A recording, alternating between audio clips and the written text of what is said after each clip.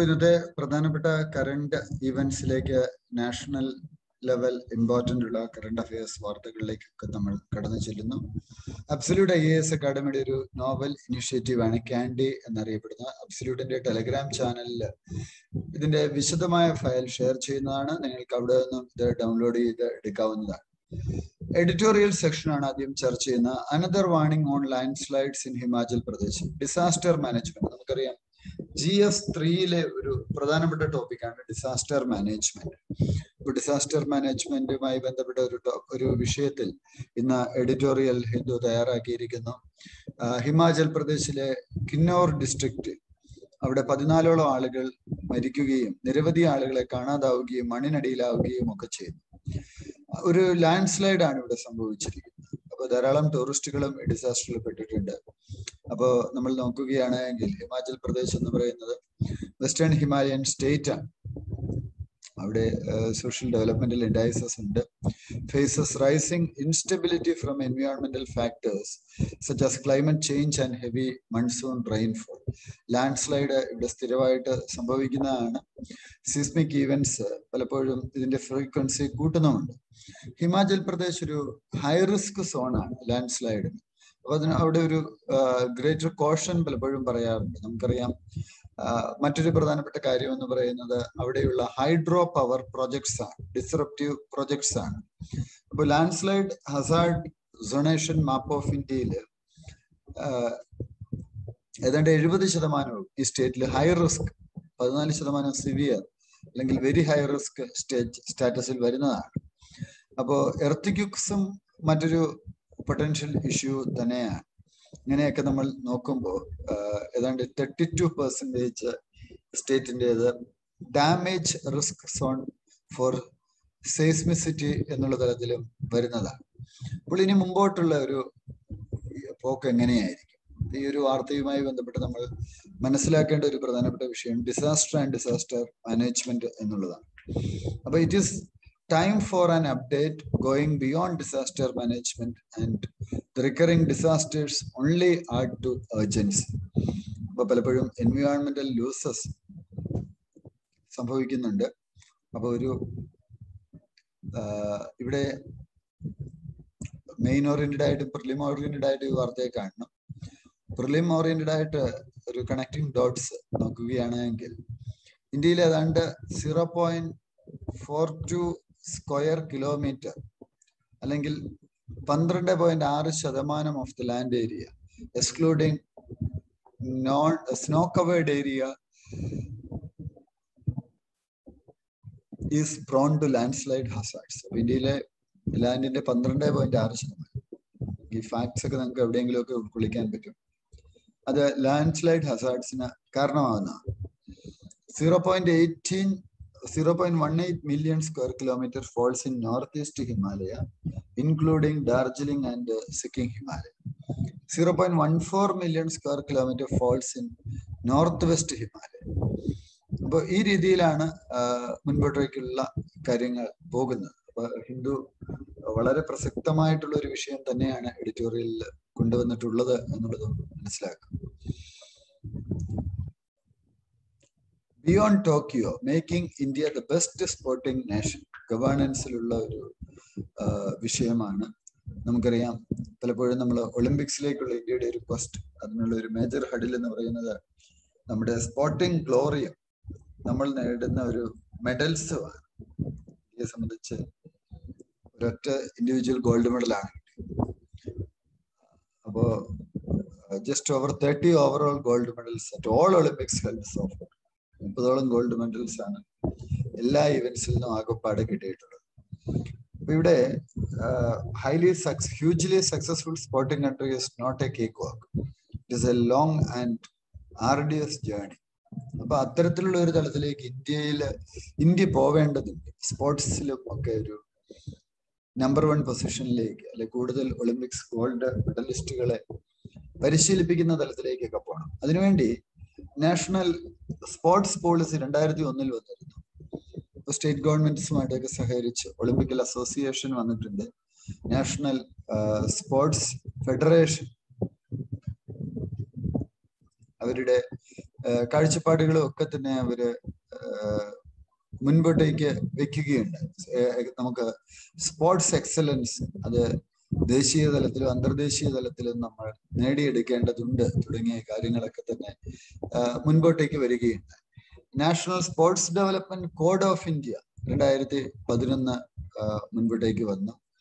അത് പലപ്പോഴും governs the functioning of national level sports governing bodies. അത് officially termed as national sports federations. അങ്ങനെ ഇവയുമെല്ലാമായിട്ട് സഹകരിച്ചുകൊണ്ട്, വിവിധ ബോഡീസ് സഹകരിച്ചുകൊണ്ട് ടാർഗറ്റ് ഒളിമ്പിക് പോഡിയം സ്കീം എന്നുള്ള ഒരു ഫ്ലാഗ്ഷിപ്പ് പ്രോഗ്രാം തന്നെ മിനിസ്ട്രി കൊണ്ടുവന്നായിരുന്നു. അപ്പൊ ഇത്തവണ ഈ ഒളിമ്പിക്സ് ഒക്കെ സംഭവിച്ചത് കൊണ്ട് തന്നെ ഒരു ചോദ്യം വരാം, എന്തുകൊണ്ട് ഇന്ത്യയിൽ സ്പോർട്സിൽ നമുക്ക് കാര്യമായ ഒളിമ്പിക്സ് പോലുള്ള ഇവന്റ്സിൽ കാര്യമായ റെപ്രസെന്റേഷൻ കൊണ്ടുവരാൻ സാധിക്കുന്നില്ല? അവിടെ ഉറപ്പായിട്ട് നിങ്ങൾ നിങ്ങളുടെ ആൻസേഴ്സ് കൊണ്ടുവരേണ്ട ഒരു സ്കീമാണ് ഈ ടോപ്സ് എന്ന് പറയുന്ന scheme, target Olympic podium scheme. അതുപോലെ തന്നെ 2020 Olympic games and Paralympic games including foreign training, international competition. അപ്പൊ അതിനു വേണ്ടിയിട്ടൊക്കെ മന്ത്ലി സ്റ്റൈഫൻഡ് ആയിട്ട് ഓരോ അത്ലറ്റിനും 50,000 രൂപ വീതം നൽകി വരുന്നുണ്ട്. അപ്പോൾ ഗവൺമെന്റ് പലപ്പോഴും സ്പോർട്സ് അതോറിറ്റി ഓഫ് ഇന്ത്യ വഴിയായിട്ടും NGOs വഴിയായിട്ടും ഒക്കെ കോടികൾ സ്പെൻഡ് ചെയ്യുന്നുണ്ടെങ്കിലും കാര്യമായ ഒരു നടപടിക്രമത്തിലേക്ക് വരുന്നില്ല. ഫിറ്റ് ഇന്ത്യ മൂവ്മെന്റ് അടക്കമുള്ള കാര്യം. അപ്പോൾ 2-3 കാര്യങ്ങൾ ഇതിലെ കൺസേൺസ് എന്ന് പറയുന്നത്, ഈ ടോപ്സ് എന്ന് പറയുന്നത് ടോപ്പ് ഡൗൺ അപ്രോച്ചാണ്. Goal can be achieved efficiently with the help of selective targeting. അപ്പൊ നമുക്കൊരു സെലക്റ്റീവ് ടാർഗറ്റിങ്ങിലൂടെ പോയാൽ മാത്രമേ നമുക്കൊരു ഗോള് അച്ചീവ് ചെയ്യാൻ സാധിക്കുകയുള്ളൂ. പിന്നെ സ്പോർട്സിലുള്ള റെഗുലേഷൻസ് പലതും constitutionally sports form a part of entry 33 of the state list under article 246 of the 7th schedule of the Constitution of India. Sports is clubbed together with entertainment, cinematic performances and amusement. There is also no specific enactment for the entire country. Constitutionally, sports is a state subject. അതാണ് മറ്റൊരു പ്രശ്നം, അതൊരു state subject ആണ്. Under utilisation of resources മറ്റൊരു പ്രധാനപ്പെട്ട കാര്യമാണ്. 2020-21 ബജറ്റില് government of India 2,826 കോടി രൂപ, ഈ ഫിഗറൊക്കെ നിങ്ങൾ ആൻസേഴ്സ് കൊണ്ടുവരണം, സ്പോർട്സിന് വേണ്ടി മാറ്റിവെച്ചു. അതിൽ തന്നെ 50 കോടി വർധനമുണ്ട് തൊട്ട് മുമ്പത്തെ എസ്റ്റിമേഷനുമായിട്ട് നമ്മൾ നോക്കും. ബജറ്ററി സപ്പോർട്ട് മെറിറ്റോറിയസ് സ്പോർട്സ് പേഴ്സൺസിന് പോലും പ്രീവിയസ് ഫിനാൻഷ്യൽ ഇയറിലേത് വെച്ച് നോക്കുമ്പോൾ ഒരു 40% ആയിട്ട് കുറയുന്നുണ്ട്. അതുകൊണ്ട് അങ്ങനത്തെ പ്രശ്നമുണ്ട്. അപ്പൊ ഈ അലോക്കേറ്റ് ചെയ്യപ്പെടുന്ന ഫണ്ടുകൾ കൃത്യമായിട്ട് ഉപയോഗപ്പെടുത്തുന്നുണ്ട്. ട്രാൻസ്പെറൻസി ഇല്ല, അല്ലെങ്കിൽ ഇപ്പോഴത്തെ ഒരു സ്പോർട്സ് ഗവേണൻസിൽ അക്കൗണ്ടബിലിറ്റി ഇല്ല, ട്രാൻസ്പെറൻസി ഇല്ല. ഇതിൽ ഈ പൈസയൊക്കെ കൃത്യമായിട്ടും എത്തേണ്ടിടത്ത് എത്തുന്നുണ്ടോ എന്നുള്ളതാണ് ഒരു പ്രധാനപ്പെട്ട പ്രശ്നം. അപ്പൊ ഒറീസയുടെ ഒരു ഇനിഷ്യേറ്റീവ് ഉണ്ടായിരുന്നു ഹോക്കിക്ക് വേണ്ടി, Punjab shooting and archery, Haryana wrestling, Kerala water സ്പോർട്സിന് വേണ്ടി, രാജസ്ഥാൻ ഇക്വസ്ട്രേറിയൻ ഇവന്റ്സ്. അപ്പൊ അങ്ങനെയൊക്കെ ഉള്ള തലത്തിൽ സ്കൂൾ തലത്തിൽ തന്നെ സ്പോർട്സ് പ്രോത്സാഹിപ്പിക്കപ്പെടണം, കോച്ചിങ് സ്ട്രക്ചർ ഇംപ്രൂവ് ചെയ്യപ്പെടണം. അങ്ങനെ കൂടുതൽ ഡൊമസ്റ്റിക് ഗെയിംസിലേക്ക് വരാനുള്ള കാഴ്ചകൾ കൂടി നമ്മൾ നോക്കേണ്ടതുണ്ട്. ഇപ്പോൾ അലൈറ്റ് അത്ലറ്റ്സും മറ്റുമൊക്കെ ഇതിനകത്ത് വരികയും വേണം. ഹിന്ദു തന്നെയാണ് സോഴ്സ്. യൂറോപ്പ് ഇന്ത്യയുടെ വെൽഫെയർ സ്കീംസിനെ എങ്ങനെയാണ് ട്രാൻസ്ഫോം ചെയ്യാൻ പോകുന്നത്? ഇന്നത്തെ ഒരു കീ ആർട്ടിക്കിളാണ്. നിങ്ങൾ റീസെന്റ് വായിച്ചിട്ടുണ്ടാവും. പ്രൈം മിനിസ്റ്റർ ഓഫ് ഇന്ത്യ അദ്ദേഹം electronic voucher based digital payment system eRUPI എന്നുള്ളൊരു സംഗതി ലോഞ്ച് ചെയ്തിട്ടുണ്ടായിരുന്നു. എന്താണ് ഈ യൂറോപ്പി എന്ന് പറയുന്നത്? ഇതൊരു പ്ലാറ്റ്ഫോം ആണ്. National payments corporation of India PCI, department of financial services, ministry of health, family welfare and national health authority ഇവരെല്ലാം കൂടി ചേർന്ന് ഡെവലപ്പ് ചെയ്തൊരു സിസ്റ്റമാണ് യൂറോപ്പി എന്ന് പറയുന്നത്. നമുക്ക് മൊബൈൽ ഫോണിൽ നിന്ന് ആക്സസ് ചെയ്യാം, ബാങ്ക് അക്കൗണ്ടിന്റെ ആവശ്യമില്ല. അതാണ് അതിന്റെ ഒരു പ്രത്യേകത. പ്രിലിം പോയിന്റ് ഓഫ് വ്യൂ ആ പോയിന്റ് വളരെ പ്രധാനമാണ്. അപ്പോൾ വൺ ടൈം യൂസ് ഈ വൗച്ചേഴ്സ് ലഭിക്കും. ഗവൺമെന്റ് ഹെൽത്ത് സർവീസസ് ഒക്കെ ആക്സസ് ചെയ്യാൻ, അത് നമുക്ക് വെൽഫെയർ സർവീസസിന് വേണ്ടിയിട്ടൊക്കെ ഉപയോഗിക്കാം. ക്യാഷ്ലെസ്, കോണ്ടാക്ട്ലെസ് ഡിജിറ്റൽ പേയ്മെന്റ് മോഡാണ്. അതുപോലെ തന്നെ QR കോഡ് ഉപയോഗിച്ചും ഒക്കെ പേയ്മെന്റ് നടക്കും. അപ്പോൾ e-Rupee will connect to sponsors of the services with the beneficiaries. Digital manner without any physical interface. അപ്പോൾ അവരുടെ മൊബൈൽ നമ്പർ വെച്ചിട്ടാണ് ബെനിഫിഷ്യറീസ് ഐഡന്റിഫൈ ചെയ്യുക. വൗച്ചേഴ്സ് ഇഷ്യൂ ചെയ്യപ്പെടും. അപ്പൊ അത് ഉപയോഗിച്ച് അവർക്ക് ആ വൗച്ചർ വെച്ചിട്ട് സർവീസസ് എടുക്കാൻ പറ്റും. അതുകൊണ്ടുള്ള യൂസ് എന്താണ്? ലീക്ക് പ്രൂഫ് ഡെലിവറിയാണ് വെൽഫെയർ സർവീസസ്. തീർച്ചയായിട്ടും നമുക്കറിയാം ഗവൺമെന്റ് സ്കീംസ് ഒക്കെ അതിന്റെ ബെനിഫിഷ്യറി ആയിട്ട് മാറാൻ ഇത് സഹായിക്കും. മദർ ചൈൽഡ് വെൽഫെയർ സ്കീംസ് ഒക്കെ ഉണ്ടല്ലോ. അപ്പോൾ ഈ പേയ്മെന്റിലൂടെ നേരിട്ട് ആ കസ്റ്റമർക്ക് തന്നെ ലഭിക്കുന്ന രീതി, TB eradication programme, drug diagnostic, universal basic income plan, അങ്ങനെയൊക്കെയുള്ള നിരവധി പ്ലാനുകൾ നേരിട്ട് ആളുകളിലേക്ക് എത്തിക്കുന്നതിന് ഇത് സഹായകരമാണ്. ഒരു ഇമ്മീഡിയറ്റ് യൂസ് എന്ന് പറയുന്നത്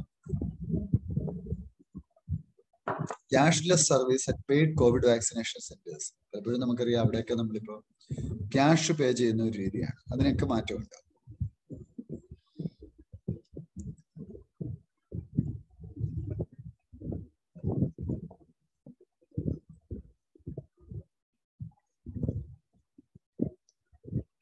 In-depth article. What is the sovereign right to taxation? Government recently decided to withdraw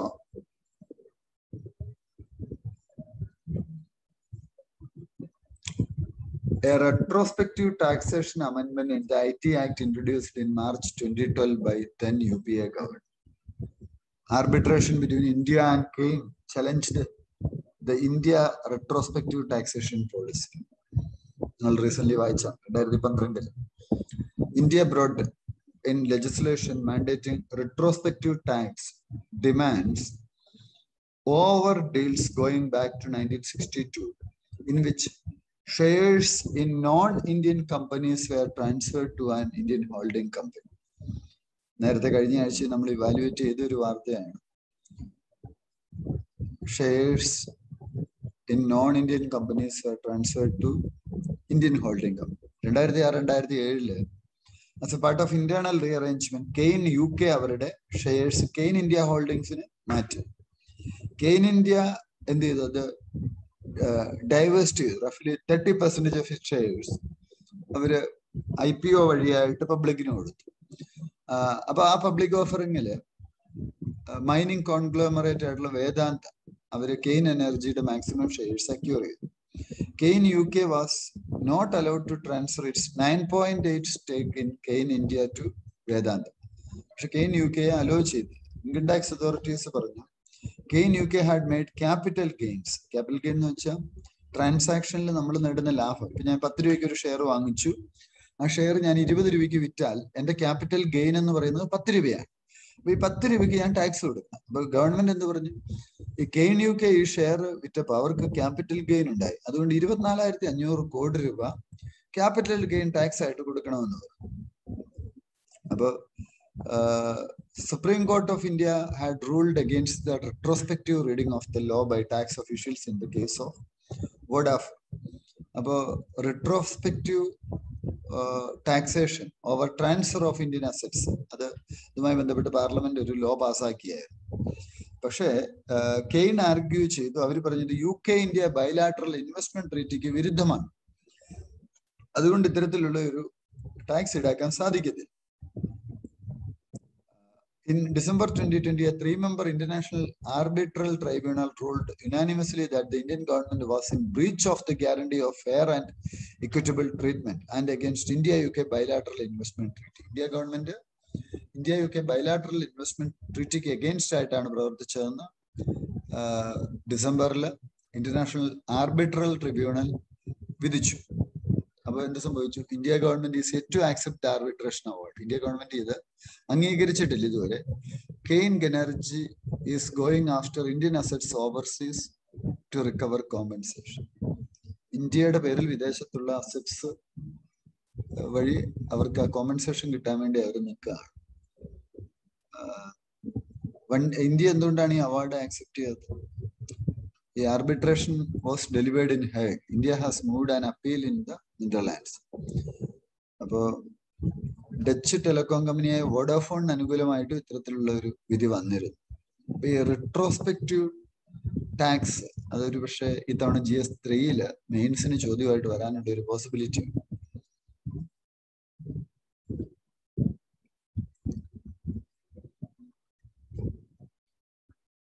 ഈ ഒരു കൺസേൺ എന്ന് പറയുന്നത് വേൾഡ് വാറിന് ശേഷം പല കൺട്രീസും അവര് സോവർജിനിറ്റി പരമാധികാരം നേടിയതിനു ശേഷം ഈ ഫോറിൻ ഇൻവെസ്റ്റ്മെന്റ്സിനെ ഒരു ന്യൂ കോളനിസമായിട്ടാണ് കരുതുന്നത്.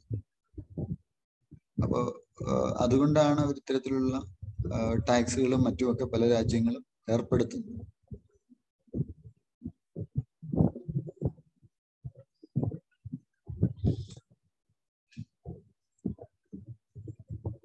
മറ്റൊരു പ്രധാനപ്പെട്ട വാർത്തയിലേക്ക് നമ്മൾ പോകുന്നു.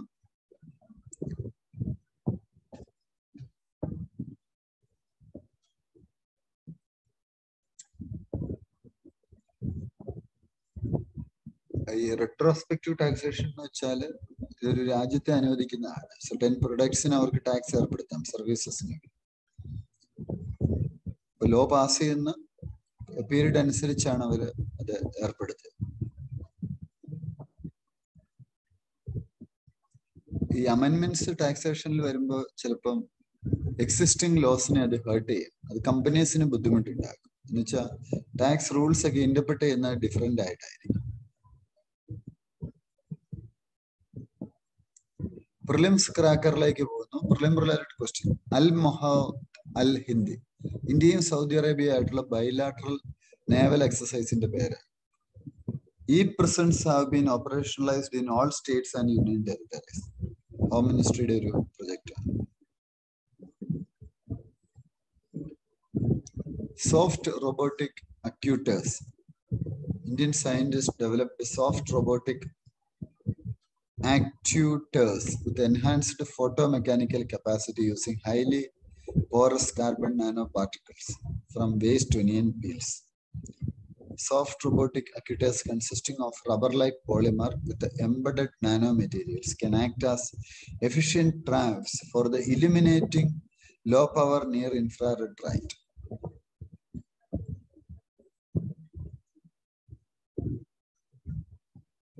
മഹാരാഷ്ട്ര രാജീവ് ഗാന്ധിയുടെ പേരിൽ ഇൻഫർമേഷൻ ടെക്നോളജിയുടെ എക്സലൻസിനുള്ള ഒരു അവാർഡ് ഏർപ്പെടുത്തിയിരിക്കുന്നു.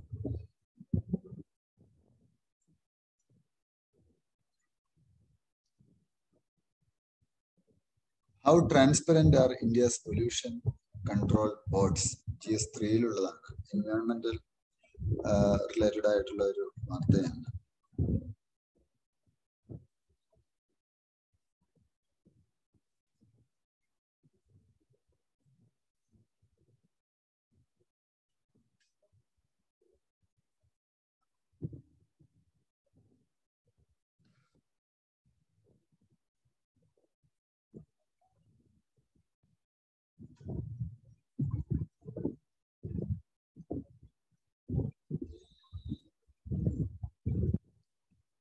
ആർട്ടിക്കിൾസ് മറ്റേ എൻവയോൺമെന്റൽ റിലേറ്റഡ് ആയിട്ടുള്ള ഒരു വാർത്തയുണ്ട്.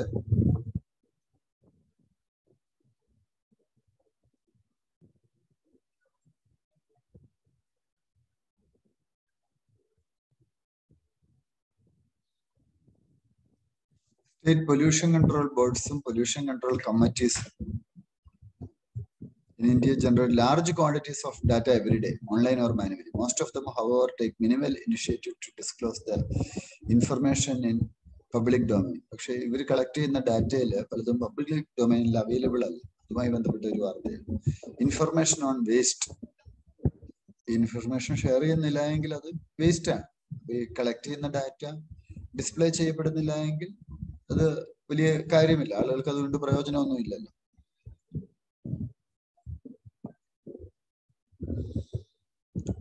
Easy option for retail investors to buy foreign company stocks. Indian retail investors will be able to transact in stock like Google or Apple listed in US exchanges with the NSE International Exchange and BSE India International Exchange. പുതിയൊരു model വരികയാണ്. അപ്പൊ നമുക്ക് ഇന്ത്യക്കാർക്ക് തന്നെ വിദേശ കമ്പനികളിലൊക്കെ നിക്ഷേപിക്കാൻ പറ്റും. എല്ലാ ഫിനാൻഷ്യൽ ഇയറിലും $2.5 ലക്ഷം വരെ അവർക്ക് എടുക്കാൻ പറ്റും.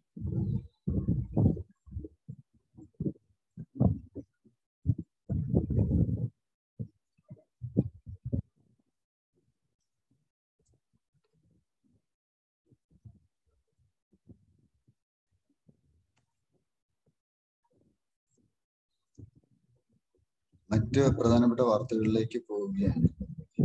Common survey to count elephants and tigers GS3 യിലുള്ള ഒരു വാർത്തയാണ്.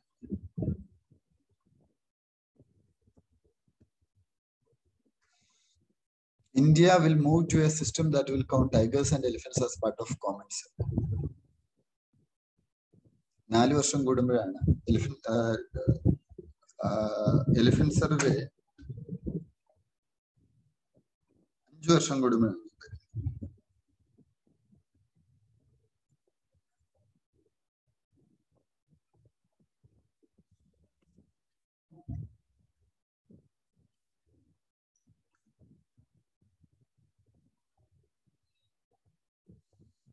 Asiatic elephant, also known as Elephas maximus, ഇത് സൗത്ത് ഈസ്റ്റ് ഏഷ്യയിലും ഇന്ത്യയിലുമാണ് കൂടുതൽ കാണുന്നത്.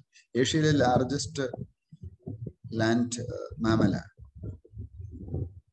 GSLV F-10 സാറ്റലൈറ്റ് ലോഞ്ച് പരാജയപ്പെട്ടു എന്ന വാർത്ത നിങ്ങൾ വായിച്ചിട്ടുണ്ടാവും.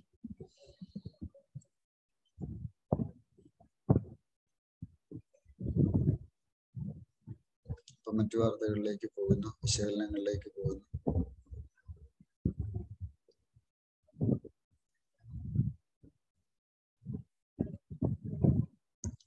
Why has NCPCR recommended that minority schools be brought under RTE? National Commission for Protection of Child Rights released a report assessing minority schools in the country.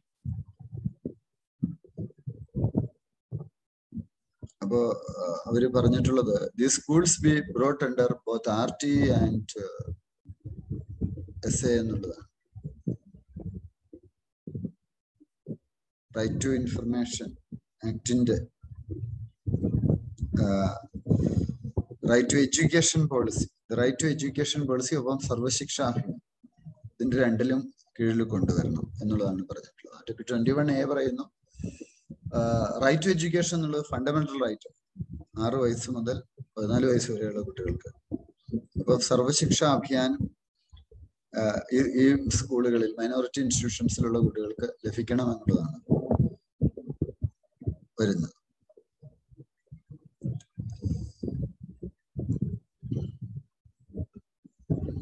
ഇതൊക്കെയാണ് ഇന്നത്തെ പ്രധാനപ്പെട്ട വാർത്തകള്. National commission for protection of child rights അതൊരു statutory ബോഡിയാണ്. Ministry of women and child ഡെവലപ്മെന്റിന്റെ കീഴിലാണ് പ്രവർത്തിക്കുന്നത്. 2007 establish ചെയ്തിരിക്കുന്നതെന്ന് മനസ്സിലാവും. ഇത്രയുമാണ് ഇന്നത്തെ പ്രധാനപ്പെട്ട കറണ്ട് അഫയേഴ്സ്. കൂടുതൽ വിശദ വിവരങ്ങൾക്ക് അബ്സല്യൂട്ടിന്റെ ടെലഗ്രാം ചാനൽ വിസിറ്റ് ചെയ്യുക. ടെലഗ്രാമിൽ അബ്സല്യൂട്ട് IAS അക്കാഡമി എന്ന് കൊടുത്താൽ ഈ ചാനൽ നിങ്ങൾക്ക് കാണാവുന്നതാണ്.